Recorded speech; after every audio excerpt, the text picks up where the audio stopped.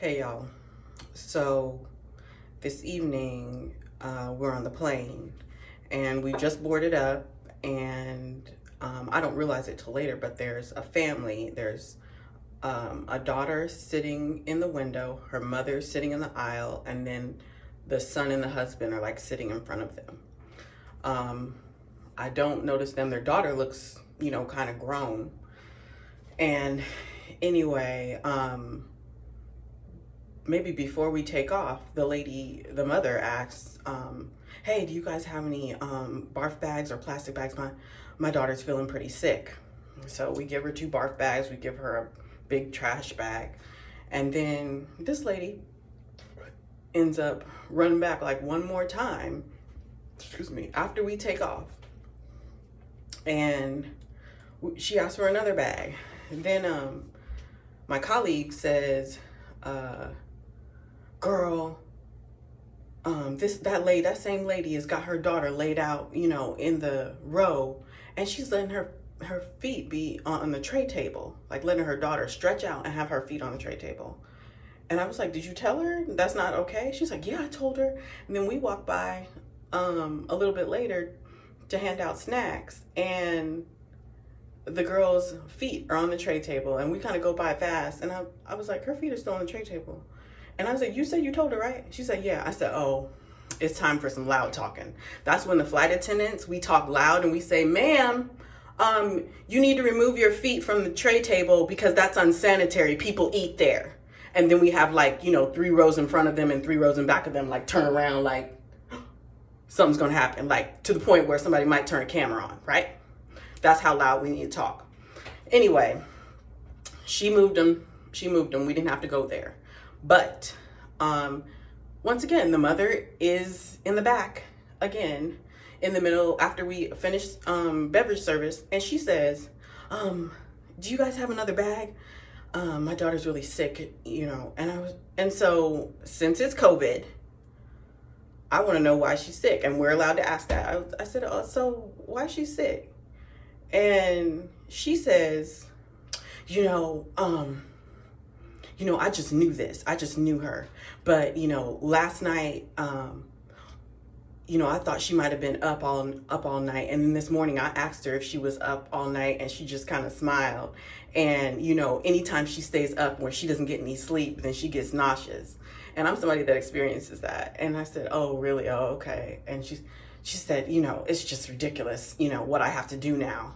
And I was thinking, so you gotta once this girl removed her mask and started barfing, she don't look no more than 13 to 16. So you got a 13 to 16-year-old running your life, running you back and forth to the flight attendants to get you some help for what she's doing and the consequences that she is, taking on from what she did or didn't do the night before.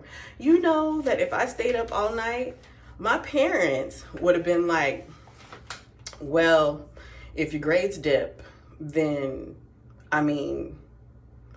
don't expect us to, finance X, Y, and Z. Or they might have said, well, if your grades dip too much, then, don't expect those driving privileges to be there, since you don't know how to sleep and everything and be responsible.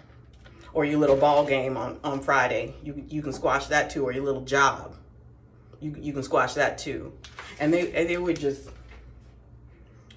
have I blinked yet? They wouldn't have blinked. My parents have been like, oh, guess you just got to live with the consequences. Yet, this lady is running back and forth, coddling this 13 to 16-year-old who has stayed up all night and is nauseous for the entire day.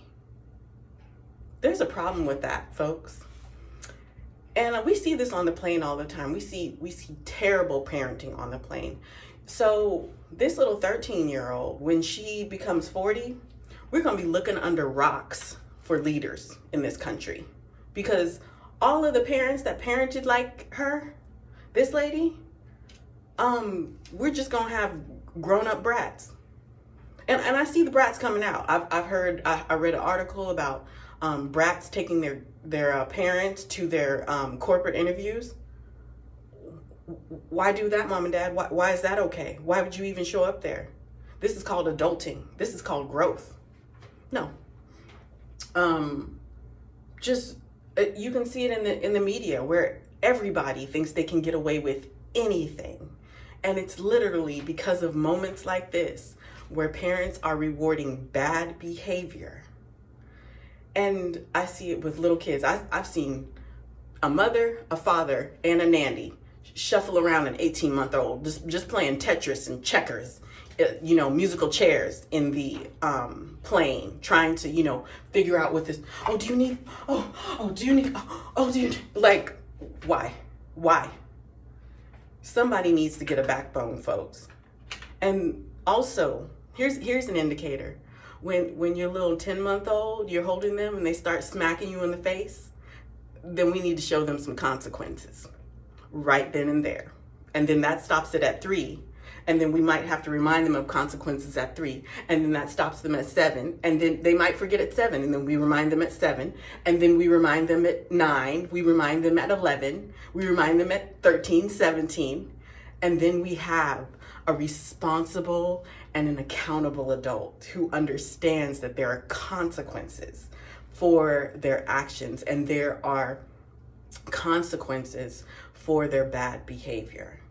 And we need to understand that right now. And we do not need to be scared. It is terrible to me that this 40-year-old lady doesn't even understand that she is messing up the circle of life and also causing a major delay in growth of her daughter. Her daughter needs to understand that, mom ain't even gonna offer me some crackers and a 7-Up if I don't get any sleep at night. Or if my grades dip, maybe my cell phone will get taken away. Or I won't be able to watch Netflix. Or I won't be able to see my little boyfriend. Like, it's okay. They'll be okay if you do that. They'll be just fine if you do those things. Because when they become an adult, they'll understand, that it's all connected. And maybe I need boundaries. Try boundaries, folks.